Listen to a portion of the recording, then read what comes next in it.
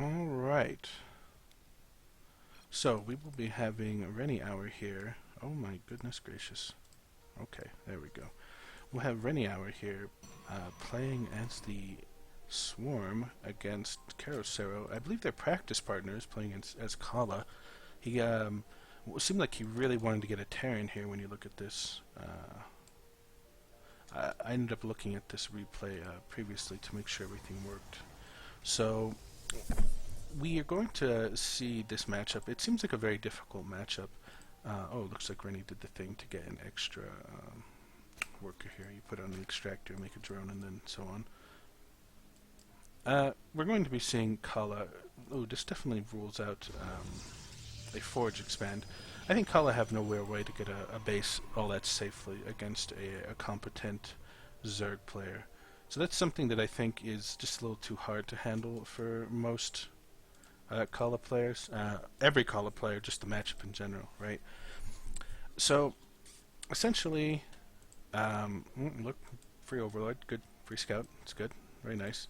Yeah, as I expected, we're probably going to see repulsors, that sort of tech. Repulsors just stop anything cheeky that the Zerg can really do. So it's safe to just kind of tech up to them and then potentially harass with them, mass them up, and then just do some kind of attack if the Zerg tries to overexpand. I think that's really a good way to approach the matchup, something that I've tried to do. And then, somewhere in the safety of all that chaos you create, you grab your expansion. So Zerg getting their usual free base since they need to make a hatchery anyway, so why not? Spawning pool is fairly late on 19, but it's Kala. What are they really going to do? Unless they 2-gate Zealot push you, you're really not have anything to worry about. And if they 2-gate Zealot push you, then if you went speedlings, you can handle them pretty readily, I'd say. And then just tech to mutas and kind of laugh and win the game. So not a very common option that you see by most Kala. Oh, okay. Alright, so yeah, definitely looks like some ground forces coming out, 2 gateways here. Maybe you get that 3rd gateway with some of these extra minerals. As I thought, a repulsor. Like I said, repulsors stop anything cheeky that the Zerg can do. They work on Hydras, they work on Zerglings, which are pretty much the main thing, especially if you're slow teching by getting an early expansion, which, pretty much every Zerg does because they need that extra hatchery production, and it also mines, so why not just stick it at a base, right? Okay, here comes that repulsor. This should do some hurt, or at least let him get some information. I'm not sure how Rennie's going to deal with this. He's getting a few lings, so very conservative. Getting a lot of drones, 20 workers there, an extra one here. Where is he? So he might be expanding. Yeah, he's expanding. Okay, so where is that repulsor on the minimap? Ah, here it is.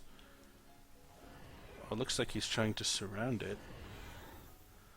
Okay, so the repulsor can do its work, but it definitely needs to be microed. And when these Zerglings, is he getting speed? Ah, yes, he is. Once that speed gets upgraded, they can really deal with the repulsor.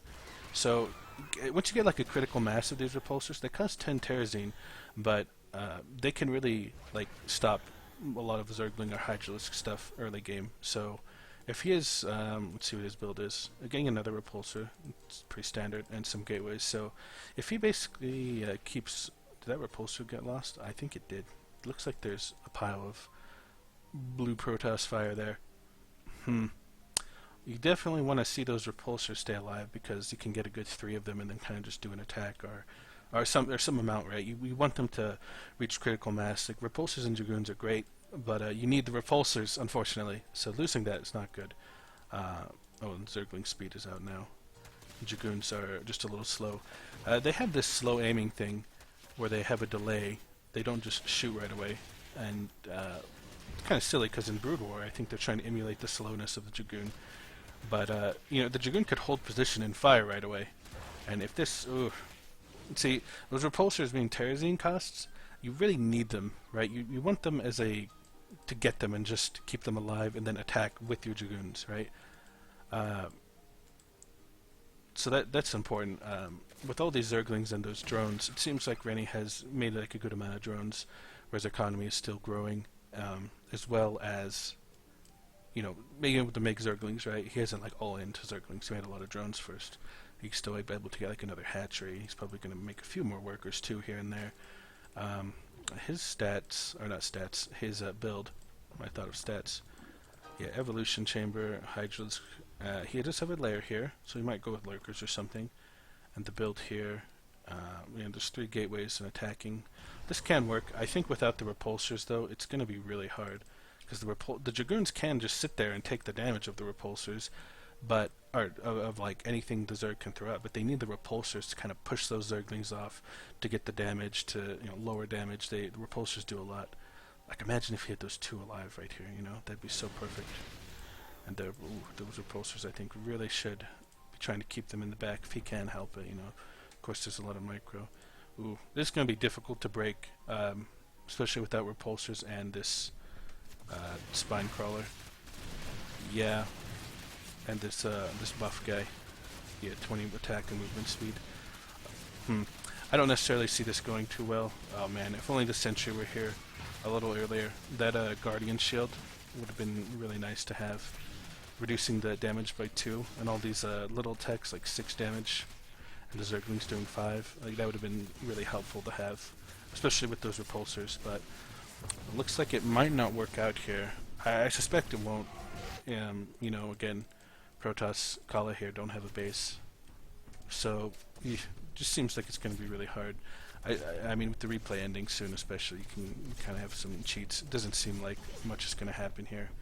Like, Kerocero here might be able to hold like the ramp, but with enough units just showing up from all of these bases, right, it just seems like this could be ended really quick here.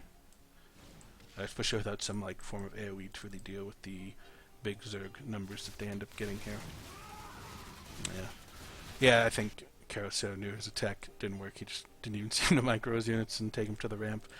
A good try. A shame that those repulsors were lost, and that Guardian Shield, Sentry, whatever the hell it's called, didn't manage to get with the army with the repulsors. That would have been a very powerful attack, I feel. Like 4 repulsors, all those Dragoons, and under that 2 damage reduction shield. Would have been great, especially with them replenishing the shields. Would have been a good attack. Might have been able to break this. Something could have happened, but alas, it was not meant to be.